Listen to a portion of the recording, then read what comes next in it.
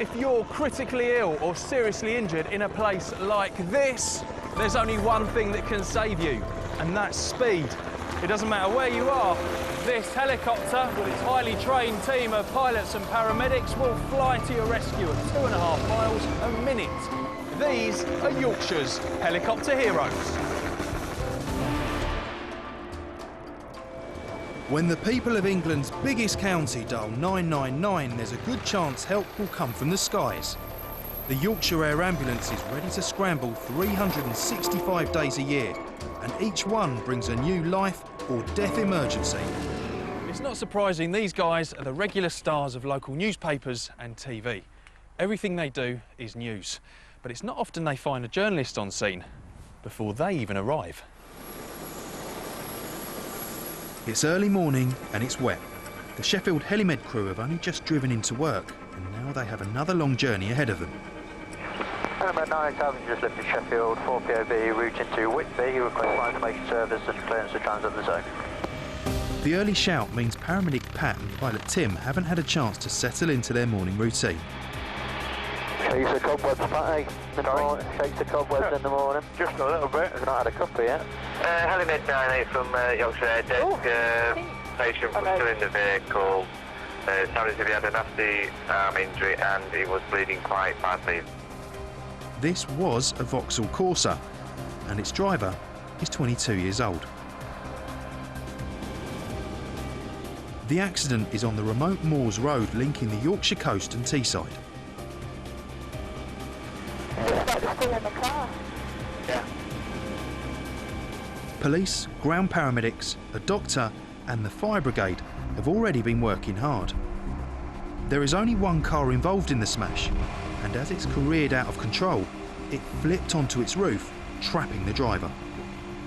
Karl Hansell is a student journalist from Scarborough. He was driving to his college course when the accident happened. He's out of his wrecked car, but badly in need of hospital treatment. Tell me about the pain that you've got. Which bit hurts the most? It's your right shoulder. Your right shoulder, that's fine. And do you take any medication for anything? No, but I wouldn't mind some. You won't mind some? Alrighty. Right shoulder. The fire crew have worked hard to get Karl out of this wreck. What injuries have got, Sam? Well, we're talking pelvis, right shoulder, elbow, and lacerations. After this sort of impact, Sammy's worried that Karl's injuries might not be just the ones she can see. Take a deep breath for me. Karl's chest is very swollen. It's massive surgical emphysema. Yeah.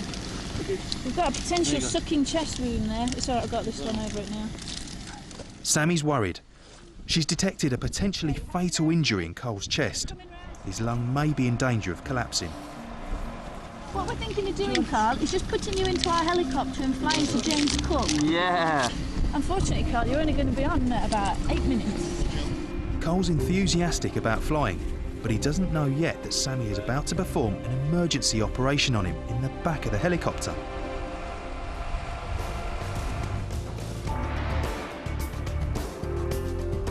Coming up, the driver's on his way to hospital, but will his injuries end his journalistic career before it's begun?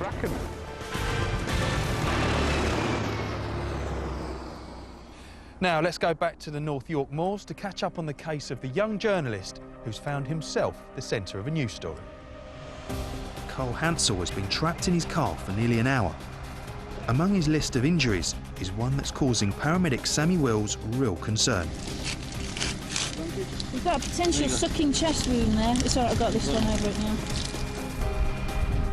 He doesn't know it yet, but Sammy's about to perform an emergency operation on him in the back of the helicopter.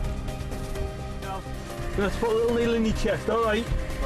How you find it? Is it difficult to breathe at the moment? Yeah. He needs a surgical procedure usually carried out by a doctor in hospital. What I'm thinking of doing is just putting a little needle into your chest wall, OK? What's happening at the moment is the air's collecting, all right? I can't hear anything, Sam.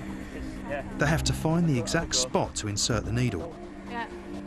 If they get it wrong, they could puncture internal organs.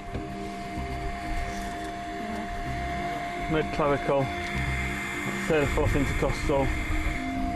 Can't feel a rib. No, we just have to There's some. Pat's little needle looks pretty big to me. Right, you're just going to feel a sharp stab. Sharp scratch coming up now. And they've done it. Well done, lad. Karl is now on the short leg of this journey, over the North York moors to Teesside, and onto the waiting surgical team at James Cook Hospital in Middlesbrough. How's your breathing feel at the moment? Karl had to give up his student journalist course after this smash. His shoulder blade was in 150 pieces, and he lost several litres of blood. He was lucky to survive. Just 4 months since the accident, and Karl is coming to his local radio station to be interviewed about his lucky escape and to do a bit of job hunting. He's now even more determined to become a journalist. It's just made me stronger. I really want to go for it now. It's a big commitment, so I'm going to have to get back to work. I'll try and get some funding from somewhere. Good afternoon, Jonathan. Away you got Jules for the next 3 hours. Count them. Nobody else was involved in Karl's accident, and he puts it down to the long hours he spent driving to get to college. And 3 o'clock.